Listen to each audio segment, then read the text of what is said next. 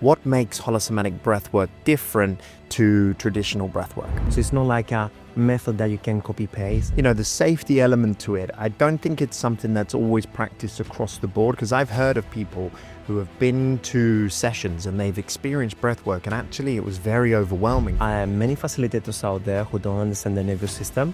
They believe that it's only about doing the techniques and breathing a lot for a very long period of time. Do you think it's the ego mind that's making them sort of drawn towards doing something very intense and doing like the most advanced version of it? I think people want shortcuts.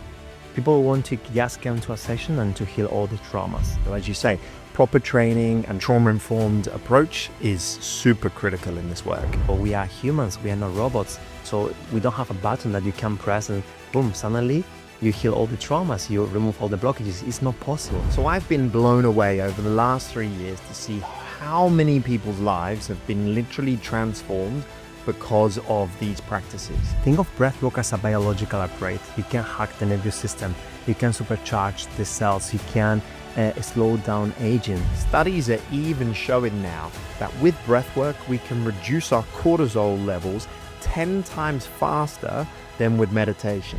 You can access the wisdom of your body. So breathe more.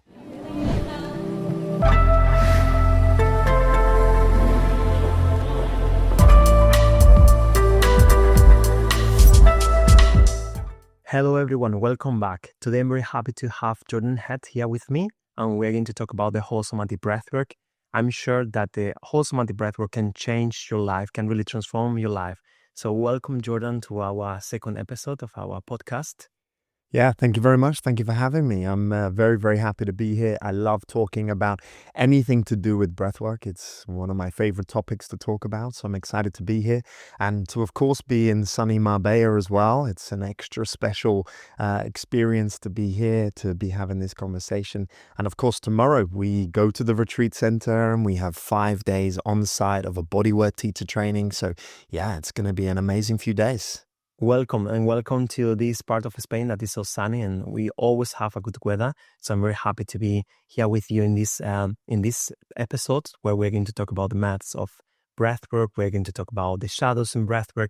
We're going to talk also about the benefits and how holosomatic breathwork can transform your life. So it's a really amazing episode, and yeah, thank you so much for being here with us today. Thank you. And Alexis, I know you've been on this journey for many years. I think it's like 12 years that you've been on this journey. So for people who aren't so familiar with breathwork, or particularly holosomatic breathwork, what makes holosomatic breathwork different to traditional breathwork? Holosomatic breathwork is a combination of ancient practices. So they are very old. Some of them are hundreds of years old. Some of them are thousands of years old. But it's also science. We have a very strong science background. And everything we do has a lot of research. So we have a research department at InnerCamp. And then we do a lot of research. We try to identify what is better, what is more effective for our clients. And apart from that, we're working a trauma-informed framework, meaning that we avoid causing trauma or re-traumatizing people. And we understand how to deal with people, for example, who come with PTSD, with traumatic post-traumatic stress disorder, who come with anxiety, depression, or very serious states. And also something that is very special about holosomatic breathwork is that it's a combination of different techniques. It's like let's say a therapy. So it's not like a method that you can copy paste and then you just go out there and then you facilitate this style to everyone. It's like more therapy, and then you can adapt it to every person and to every group so that you can give them what they need. Because sometimes people come to us and they're not ready for, those deep practices is too much for them. So we need to adapt the method to those people. So we're going to give exactly what people are needing. Yeah, and I think this is really, really important because, the safety element to it, I don't think it's something that's always practiced across the board, because I've heard of people who have been to sessions and they've experienced breathwork and actually it was very overwhelming for them, and actually they felt worse afterwards rather than feeling better as well. So obviously, there is a side to it where it can be detrimental to people's health if it's not practiced in the right way. Yeah, that is a big problem because there are many facilitators out there who don't understand the nervous system. They believe that it's only about doing the techniques and breathing a lot for a very long period of time. And then what is happening is that they are overwhelming the nervous system. They are overwhelming their clients. And some people are leaving the sessions with really traumatized, re-traumatized, with a worse condition than when they started the session. So it's very important to be trauma informed. It's very important to have a proper training and to understand what can happen. And there are many cases out there of people really complaining about how bad experience they had when they went to a breathwork session. So it's important to understand what might happen, the worst case scenarios, so that you know how to attend, you know how to support your clients. Because sometimes, clients are coming with a very small window of tolerance, with less resilience, with panic attacks. They're having panic attacks during breathwork. And we need to know how to work with this under these circumstances. I think some people, they just don't really understand the power that breathwork has. And I think maybe they've had a positive experience. And because they already do something in this field, it's like, oh, it's simple. You just get people to breathe in this way. But they don't actually understand all the other components. And then, of course, that can then lead to these sort of situations. So as you say, proper training and trauma-informed response, a trauma-informed approach is super critical in this work. Totally, absolutely. What I've seen is many people, they search for very intense experiences. I know you've mentioned about, it needs to be safe and it needs to be trauma informed, but people seem to be seeking out intensity. Like people always want to do like the most extreme version of whatever it is that they're trying to achieve. Do you think it's the ego mind that's making them sort of drawn towards doing something very intense and doing like the most advanced version of it? Or do you think this is what's required for transformation? I think people want shortcuts. People want to just come to a session and to heal all the traumas. And sometimes, we have received feedback from people saying, can I heal all my traumas? Can I heal all my blockages? Can I remove all my blockages? Could you please do some work on myself and then you remove all the pain I have, all my traumas? So it's not possible. We are humans. We are not robots. So we don't have a button that you can press and boom, suddenly you heal all the traumas. You remove all the blockages. It's not possible. We don't work like this. So before we go so deep and before we practice those techniques that are so intense, we need to do some inner work. And I have met people who have been doing breathwork for many years, and they are repeating patterns. They are repeating exactly the same reactions. Every time they do breathwork, they go to the same state, to the same emotions. They are, for example, yelling or always crying or always repeating the same movements. It's not really the body reacting, it's more the mind. The mind is creating the reactions. And this is dangerous because basically you have learned to repeat some actions that your mind are creating or repeating, and you're not really healing. So you could be your whole life doing breath work, but if you don't change the state and you don't go to different states and you don't face different emotions, different traumas, then you're not going to really have so much healing. So it's important that the facilitator is knowing how to bring this person to different states so that the person can face new traumas, new blockages. And of course, you need to do the inner work. You don't come to breathwork just to get enlightened and to have a spiritual experience and to see some light and to enjoy a lot of the experience. But then you go back home and then you forget all the insights you got. You forget to apply what you have learned in your daily life. You don't do any integration. So integration, is very important in the practices that we do. If you don't do the integration, you just come back to social media, to your daily life. You come back to the same environment, the same toxic job, the same toxic environment. Then you are not really processing, you're not really integrating this in your life. Then you have a problem because the breathwork session is not useful for you at all. Yeah, so it's not like just going somewhere, you have this big experience and then suddenly you're healed. It's like, this is just the start. This is just like the catalyst, but you've then got to choose to be different when you go back home. As you say, it's the integration that's so critically important.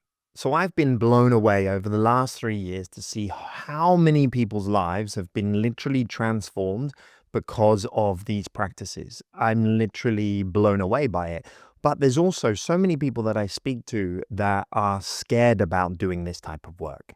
They're worried about it. And it's like, why do you think that people are so fearful of doing this type of work? Because they know that it works. So what is it like? many of the people that I speak to, they're scared of having an emotional release. It's like, I don't want to cry because they think they're then going to be stuck in a depressed state. It's like, what is that? Fear sometimes of the unknown, or sometimes it's a trauma response, or sometimes, we learn the society tough that we are not okay with feeling emotions, with facing emotions. It's like when you are a kid and then you're not allowed to cry, or you're not allowed to express your anger. So there is not a space for you to express what you're feeling. So it's like you are repressing, you're suppressing what you're feeling. And then like facing those states is like something that is bad for you, and then you should not do it because it's something wrong.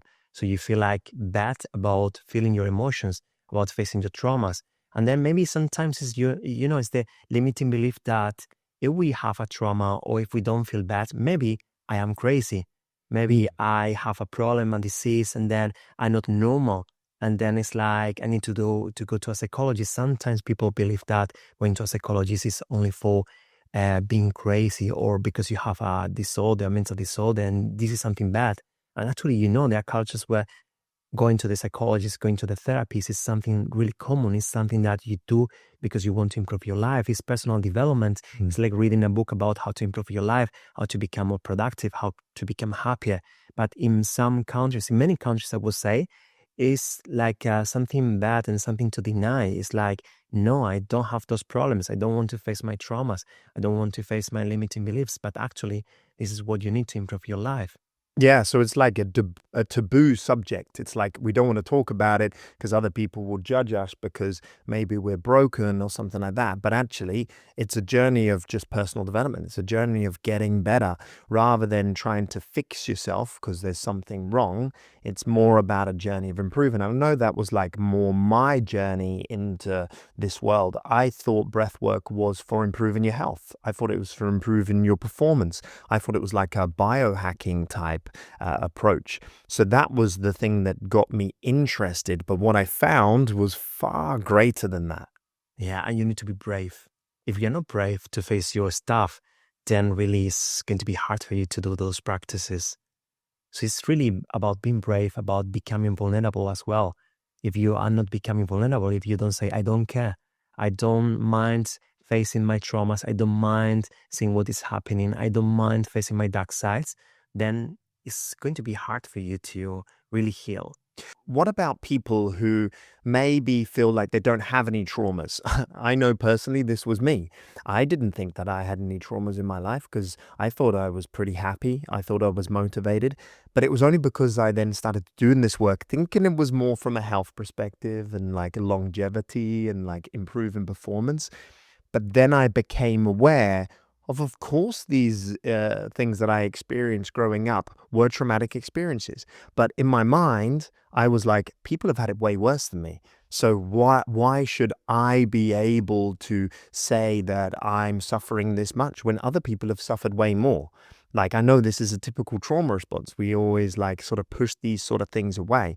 So what would you say, for people who are not so open to it because maybe they feel like they didn't experience physical abuse growing up, or there wasn't something like very significant that happened that compared to other people and stories that they've heard of other people? I hear this very often because trauma is not only big traumatic things happening in your life. Trauma can be something very small. It can be that you were a kid and then you get lost in the supermarket and then you didn't find your parents and then you were crying. And this is a traumatic event for you because you don't know how to react. You think you have lost your parents forever. Or maybe it could be something smaller, like, for example, losing a job. You feel like, okay, it's just about losing a job, but this can be a traumatic event because you need to pay for your credits, whatever. And then suddenly you don't have a plan B. So trauma is everywhere. Many things can be traumatic. It can be also rejection. For example, you want to date someone and you ask them to go out with you, and then they say no. This can be traumatic. You feel like, oh, I'm not handsome. I'm not going to be able to date another person. So I am a failure. And then we create a trauma, and the trauma is stuck in the body. It's not only in the mind, it's also in the body as well. But traumas, what I mean is that traumas don't need to be big things. So traumas can be something very small. And when we come to breath work, we can face that, we can see it, and we can identify that, hey, I have a small trauma. So one of the things that comes to mind for me that really makes a lot of sense is what Gabor Mate says, where it's not about what happens to you, it's the response inside your body of what happens. So it's not actually this significant event. So as you say, we're living a human experience. So being part of the human experience is we will know people that die because no one lives forever. So we're going to lose loved ones, where relationships are going to break up, whether that's friends, family, work colleagues. We're going to lose jobs. We're going to go through all these different scenarios. So we can't go throughout life without being physically and emotionally impacted. If you are here, I'm sure that you would like to explore the power of breathwork. And I would like to share an audio where I guide a powerful, energizing breathwork practice. So if you would like to receive it, please follow us on Instagram and send us a direct message with the word breathwork, and we will be super happy to share it with you. In my experience, many people, when they go on these journeys and have such a transformational experience, they feel like they want to share it with other people. So first of all, they bring friends along to the next session because they're like so amazed by how the experience is. But many of them then want to go on to become a facilitator as well. And I know that InnerCamp has been responsible for training over 2,000 people worldwide in these practices, which is unbelievable. So in your experience, what does it take to become a successful breathwork facilitator? Do you need any particular skills or any superpowers before you get started?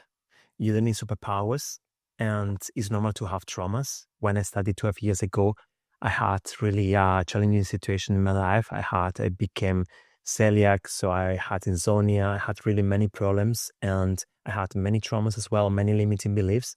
And I went to breathwork I don't know, I was suddenly one day in a breathwork session in Thailand, and I was able to see so much about my life. I was able to see myself in my mom's womb. I was able to see pain from my family. I was able to accept myself, to accept other people, to accept that I was not perfect. Because for me, perfectionism was very important, to be perfect and to deliver the best. So it was very important. And not to be perfect was it was really painful for me. So in just one breathwork session, I was able to see so much about myself. I was able to feel so much forgiveness. And then after this first breathwork session, I realized that I wanted to learn more about breathwork. I wanted to bring this tool, this powerful tool, to the world. And I was not trauma-free, but it was with a lot of breathwork and many different practices that I started to heal myself. I started to remove traumas, blockages, etc. And for sure, I had no superpowers. I still don't have any superpowers. I know the techniques to hold the space and to support other people. But when you start, you might not be trauma-free. You might need to do some self-healing program. You might need to do some inner work. So this is why in all our programs, we have like 50% of the program is self-healing. So you're going to receive many sessions. You're going to do a lot of inner work. You will have many assignments. You will need to discover many things about yourself. You will need to face traumas, shadows, blockages before you become a facilitator. It's not about becoming a perfect, enlightened, and trauma-free facilitator. It's more about doing some work before you go to people, before you go to clients. Because people who don't do this inner work, it's normal that you bring your traumas, you project your stuff on those clients. And this is very dangerous. When we are not doing the inner work, when we are not ready, when we cannot hold the space in a proper way, then we can damage people, we can harm people very easily. Yeah, and I think I see this many a times as well, where people, they have, again, a profound experience and they feel like they want to share it with other people. But as you say, you don't have to be trauma-free, but you do need to still be on your journey. You still need to be, just because you've made some progress with your journey, it doesn't mean you have arrived and now you're here to be able to heal the world. You can obviously start on that journey, but I think it's so important to continue to be on your own journey, because otherwise, as you say, you bring the energy, you bring your limiting beliefs, you bring your behaviors into the sessions, and then it limits the potential for other people to be able to grow as well. Exactly, and this is why sometimes we see, for example, a student saying, "Don't cry" to the clients when they are facilitating when they learn how to facilitate, or they ask them not to go so deep because they are scared of what might happen because they didn't do enough work. And the inner work is very important to be a good facilitator. So there are so many benefits to breathwork, and there's so much awareness now around how powerful this is and how it's transforming people's lives. But of course, there's a dark side to anything. What would you say are the main dark sides to breathwork? What are the things that people aren't talking about that you need to be careful with when it comes to breathwork? So dark sides, first of all, is something human. So it's human to have dark sides. So we don't need to be perfect. But in breathwork, there are also dark sides. For example, self-proclaimed gurus, people who say, I have the answers to everything. I can cure diseases. I can heal all your traumas. I can do everything. I can heal everything, all the problems you have. And this is an issue because breathwork cannot heal everything. And that is misleading and it's dangerous because people come with expectations of healing, for example, all the diseases, all the problems, but they're not going to reach that state. And also sometimes people are going to replace medical treatment by those practices, by these complementary practices. And let's remember that these are complementary practices. It's not about replacing the medical treatment. It's not about replacing talk therapy by those somatic therapies. Is about complementing each other. It's about working with both because you cannot, we are body, mind, and soul. You cannot just work with the body and then to heal all your traumas. You also need to work with your mind as well. So imagine that you have a trauma and then you feel it in your heart, you feel it in your chest, and then you heal it. You remove it from your chest, but you don't remove it from your mind. So you need talk therapy, you need coaching, you need to work with your mind so that you need to change this limiting belief, whatever is stuck, the trauma that is stuck in the mind as well. So mind work is very important. Yeah, so some people they've come along to sessions and they've maybe done talk therapy for 10 years and then they've come to a session, they're like, "Oh my God, this is what people need to be able to do." And they think that this is something that's more important than talk therapy, but actually maybe it's because of the talk therapy that they've done that's helped them to get so much from this practice as well. So it's not that one is better than the other. As you say, these things come together. You can't just focus on one without actually focus on the other to get proper transformation. Yeah, sometimes I have heard like statements saying, yeah, breath work is like 10 years or 20 years of talk therapy, but actually they are complementary. And we see very often nowadays that we get like psychologists, talk therapists coming to InnerCamp to become breathwork facilitators because they want to use those techniques together with the talk therapy because it's a really great combination. It's really powerful. So it's not about replacing, it's more about adapting and complementing. Yeah, this is very true, actually. I remember the first few editions where I was helping out and there was psychotherapists and stuff like that that were on there. And I was the facilitator and I was like, wow, these people are like so knowledgeable, but it's in a different field. I'm not trying to teach their field. So I'm an expert on what we do, but it doesn't mean that these people can't learn from these practices. And it's so good to see this combination when people are combining the talk therapy with the somatic therapies. I think this is the future when it comes to these practices.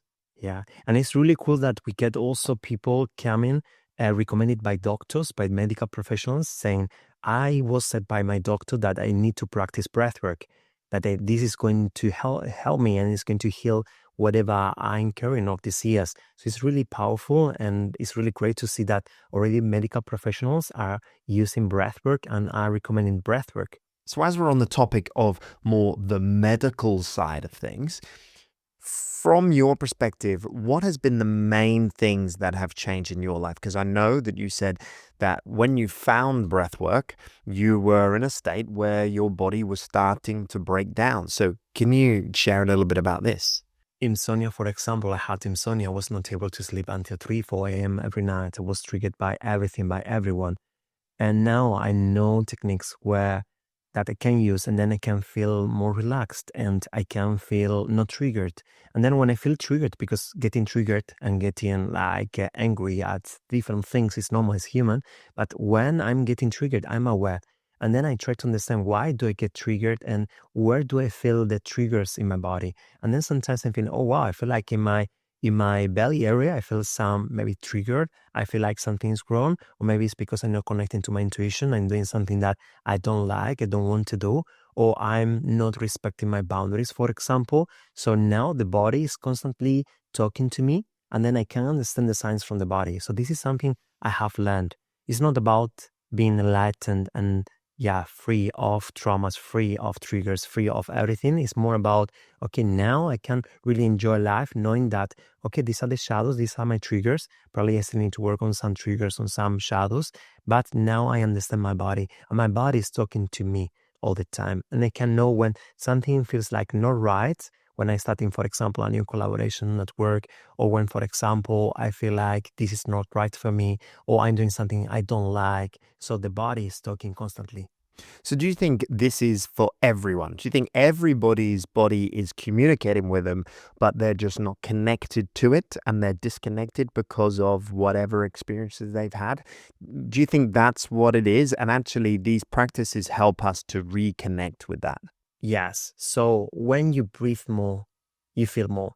So this is something that we always say in our workshops, we always say, remember, when you breathe more, you feel more. And if any of the people listening to this podcast right now would stop and start breathing in a conscious way, they would realize that, oh, wow, I can feel stress, or I can feel this situation, or I can feel sad, or I can feel nostalgic, or I can feel happy, whatever. So when you breathe more, when you pay attention to your body, you can heal. And it's like you have the resources within you.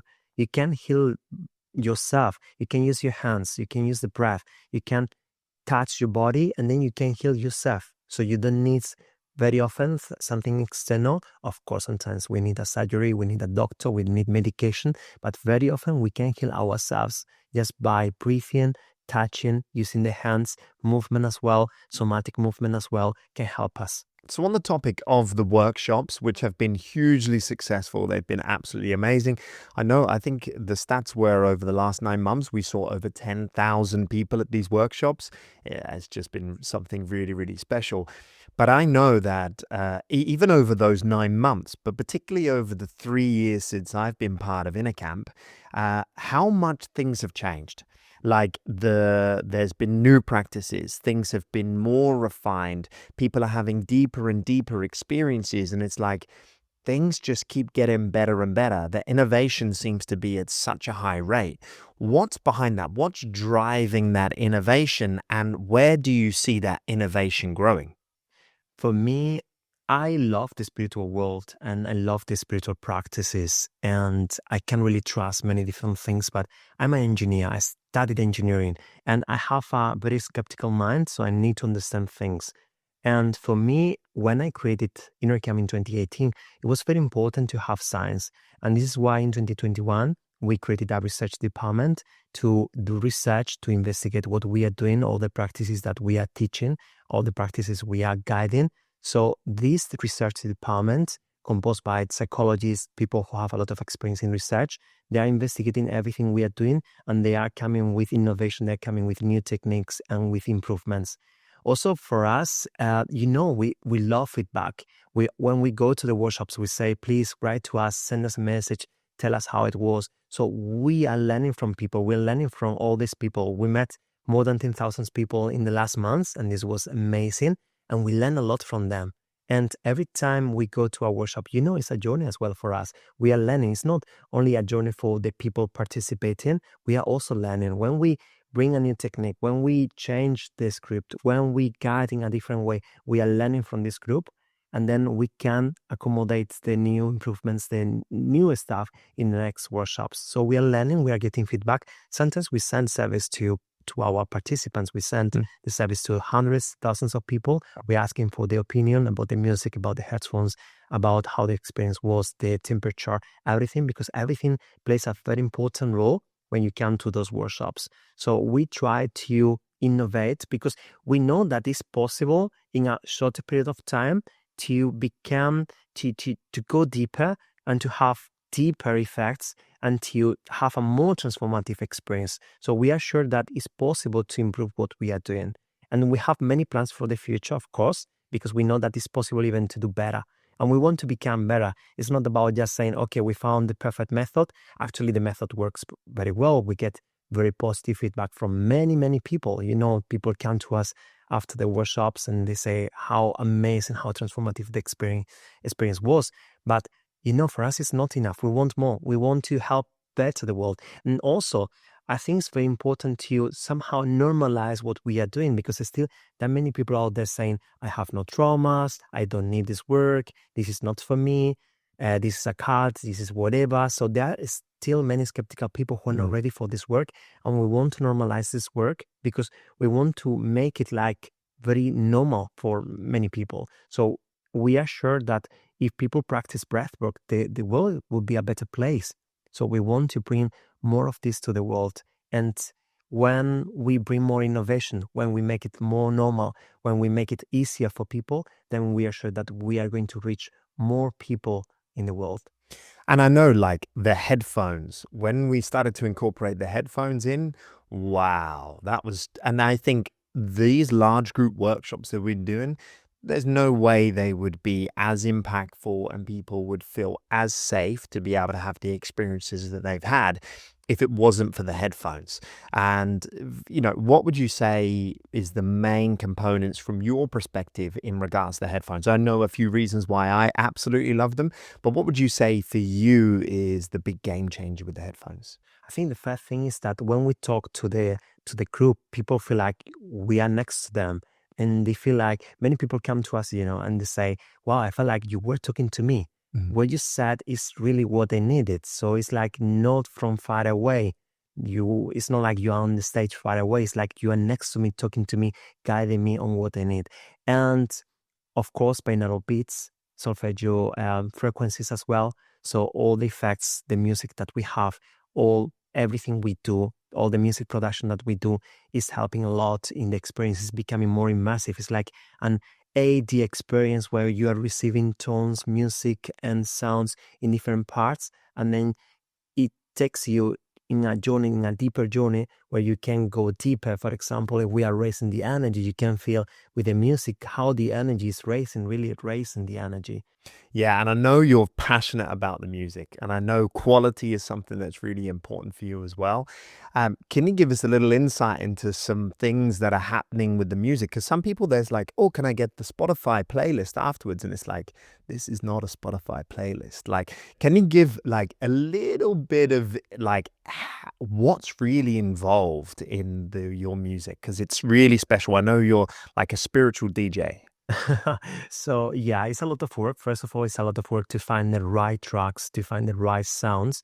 So sometimes we hear music and then in the background there are sounds of animals, of lion, and maybe it's a baby crying, or it's a voice of me guiding, it's the sound of different things of the breath as well. So it's a combination of different sounds, and very often we are improvising. So when I'm playing the music, it's no music from Spotify. I'm DJing during the session and I'm feeling the energy of the group, and based off the energy of the group, I'm changing the music, the effects, the sounds, what I'm saying, how I'm guiding. So I can change completely depending on what I'm seeing in the room. So it's not like, okay, copy paste. We go to every workshop and we repeat exactly the same words, the same music. It's about really delivering something that people need in that moment. And every time it's going to be different. And for that as well, we are creating music. So we are starting a project to create music and to have like the right music for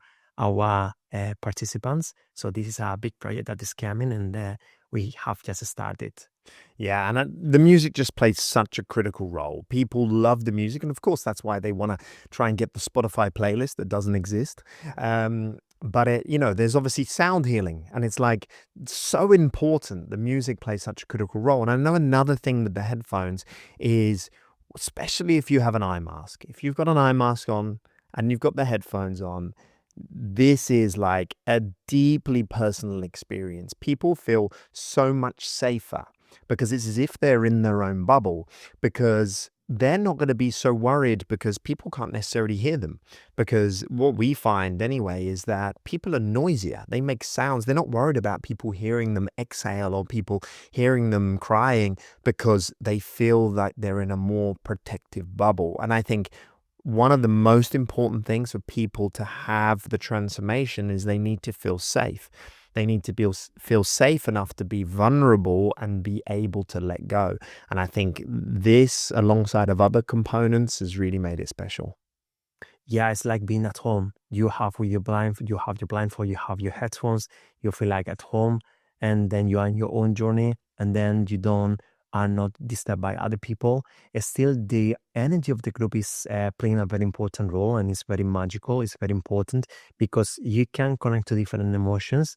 So because sometimes people come and they say it's hard for me to cry, it's hard for me to use my voice. I have my throat blocked. It's impossible to say no. It's impossible for me to say yes.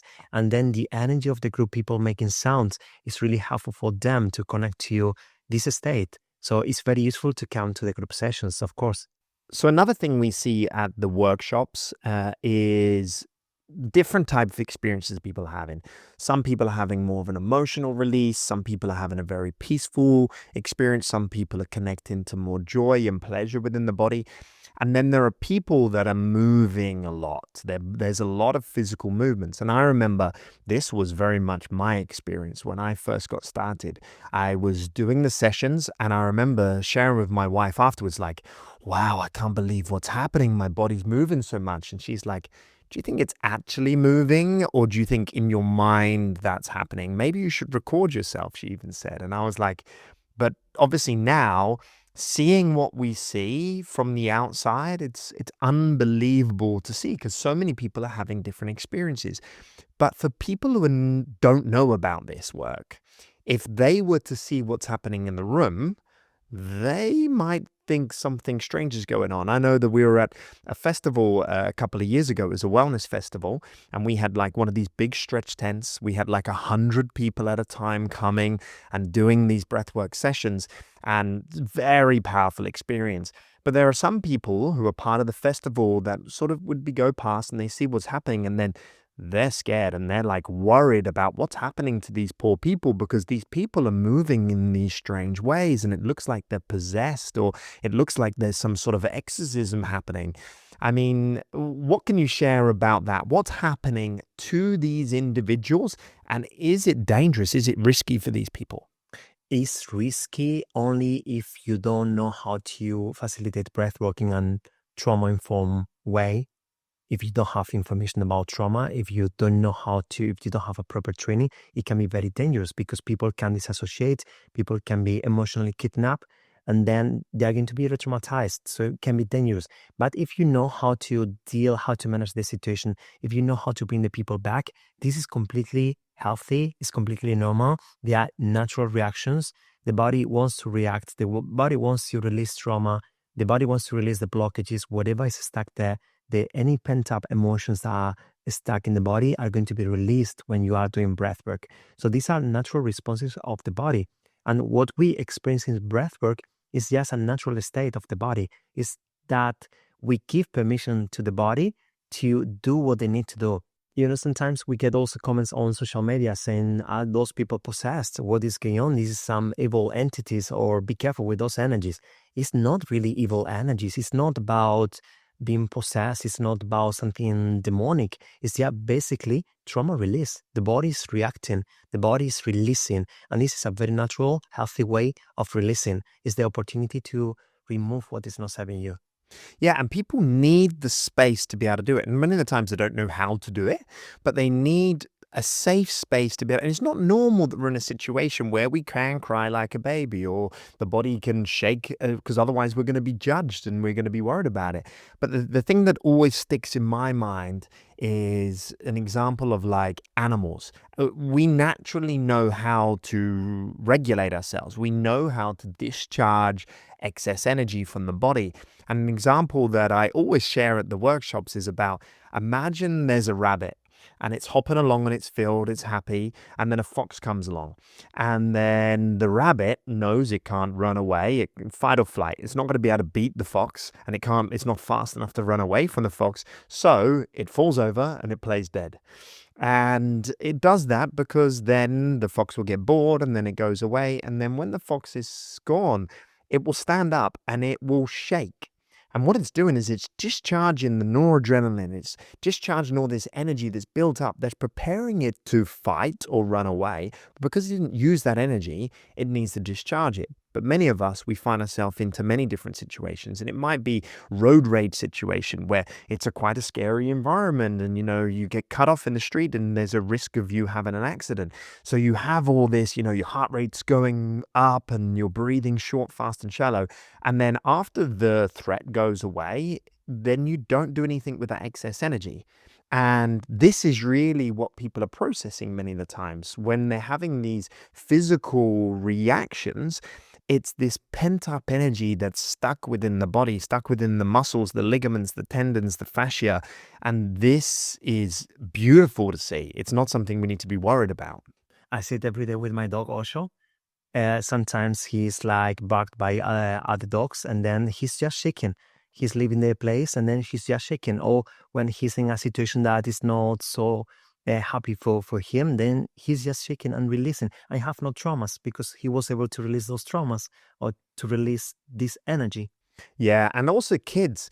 I see I've got a 4-year-old and a 6-year-old, as you know, and they do this stuff very well.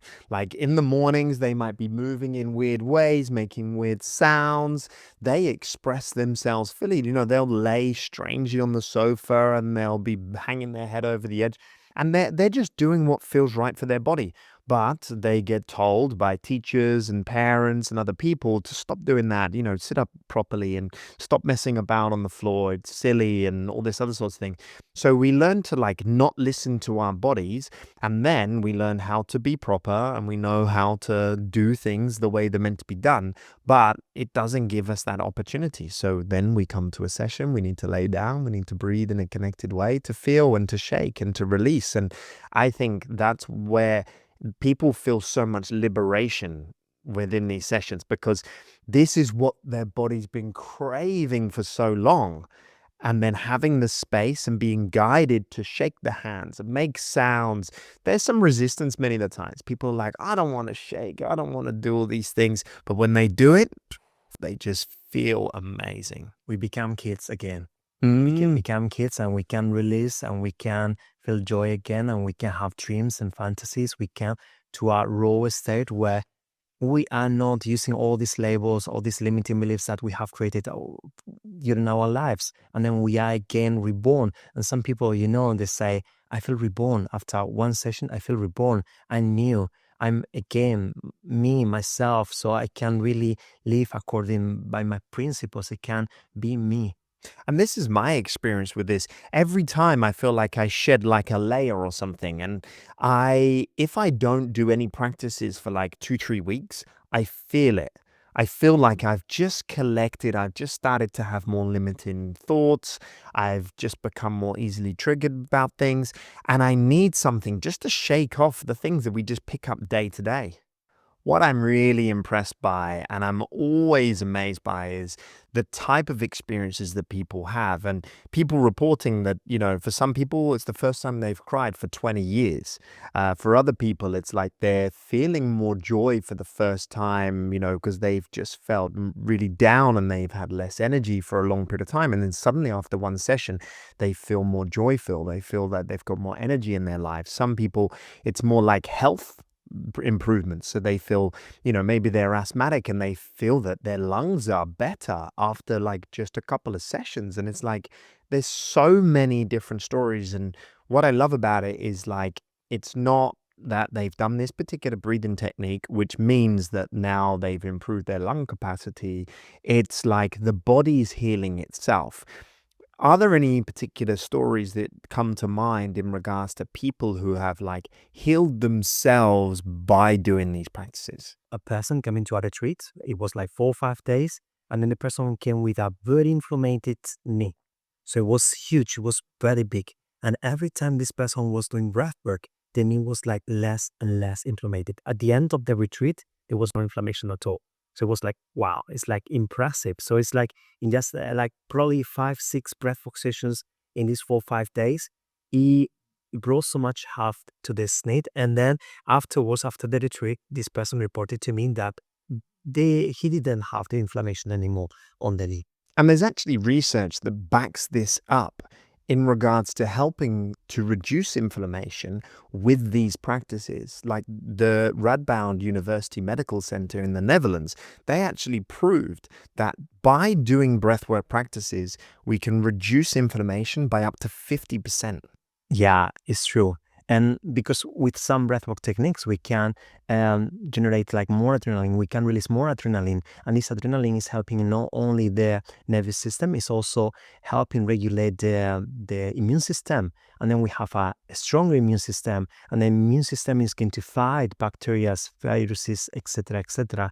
So we are going to improve our health when we release more adrenaline, and those breathwork techniques are going to help us to have a stronger health. So there is really a lot of proof and a lot of research showing that breathwork, some breathwork techniques can help with the health, with our health. And there's actually research now that backs up the reduction of inflammation during breathwork. Because there's the Radboud University Medical Center in the Netherlands. They did studies and they proved that you can reduce inflammation by up to 50% doing particular breathwork practices. Yes, right. Actually, with some breathwork techniques, we can release more adrenaline. And then when we release more adrenaline, we can regulate better the immune system. So we are going to have a strong immune system. So we can fight better against bacteria, viruses, and we're going to have more health. So it's going to reduce the chronic inflammation. For example, we're going to have a healthy life, a healthier body as well. So the research is really proving what yogis already said for thousands of years, for hundreds and thousands of years, that with breathwork, with pranayama, with controlling what they say, the life force energy, that is our breath, we can really regulate our system, we can regulate the nervous system, we can improve our body, we can balance the energy levels, we can feel more energized, we can release trauma, we can feel more ourselves. So we can really improve. It's like a medicine. It's like a natural medicine that we all have and we can use. Yeah, and I really love this. I love that, yes, there's the component of crying, releasing, the trauma release, but also it's used as a tool to be healthier. It's used as a tool like a biohacking tool. It's used by people to improve their performance, their heart rate variability, their lung capacity. So there are many people, like even Tony Robbins. He even is a big advocate of breathwork. I see that he has a daily breathwork routine. He even has like a pre-stage ritual that he does before stepping on stage in front of like 20,000 people. And there are also so many different actors, actresses, athletes, and even like artists that are using these tools to be able to help them perform better. And this is the thing which I think is going to open the door to so many more people. Understanding that these breathwork practices are a tool for, yes, maybe some self-healing, but it's also a tool for longevity. It's also a tool for health as well. Think of breathwork as a biological upgrade. You can hack the nervous system. You can supercharge the cells. You can slow down aging. You can really improve your life. You can manipulate your system. It's biohacking. Really, you can transform your life. It's not only about releasing trauma, but also it's about bringing more health to your life. It's about regulating your whole system, your whole body. Breathwork is like a reset button for your body. So at any time you can reset your body, you can activate the vagus nerve, you can change the sympathetic nervous system, and then to activate the parasympathetic nervous system so that you feel more relaxed. You can improve also the efficiency of the oxygen consumption as well. So it's a really powerful technique that you can do by yourself without needing anything external. And from a health perspective, studies are even showing now that with breathwork, we can reduce our cortisol levels 10 times faster than with meditation, which is like unbelievable, it's unheard of. And for people who the quality of our sleep is like so critical to our overall health. I remember there's a book called Why Do We Sleep?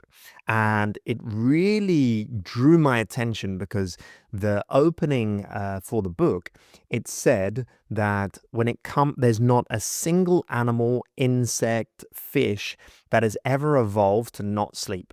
Yet, it's something where we can't eat, we can't protect ourselves, we can't protect our young. It's the time where we're most vulnerable. So surely evolution, we would decide to get rid of this really unimportant thing where we're more in danger. So the sleep is so important. And actually, through breathwork techniques, we can increase our melatonin, which is one of our sleep hormones, by 98%. And this is how I healed my insomnia, and this is how I can sleep much better right now. So I can go to bed and then I'm not triggered by anything by anyone, and I feel much better. I have a healthier sleep with breathwork. Yeah, so conscious breathing really is like the ultimate tool for us to be able to improve our sleep and therefore improve the quality of our lives. Yes, it's really amazing what we can do just by breathing. And before we finish today's session, is there anything that you feel you want to be able to share with the world? Any message? I would say never underestimate the power of your breath, because with your breath, when you breathe, you can really change many things. You can get more clarity. You can heal your body. You can heal diseases. You can learn more about yourself. You can access the wisdom of your body. So breathe more. Wow. So thank you so much for this conversation. I've really enjoyed it. And thank you so much for your time. Thank you for your wisdom. It's been an absolute pleasure to be here. Thank you, Jordan, for joining us here in Marbella. I know that you had to come from United Kingdom to join us in this episode, on the second episode of our podcast. So it was very nice. It's always very nice to talk with you, to talk about life, to talk about breathwork. And I'm sure we're going to have so much fun from tomorrow in our bodywork training. It's going to be a really amazing experience again. Yeah, absolutely. And thank you so much for everyone who listened, and hopefully see you next time.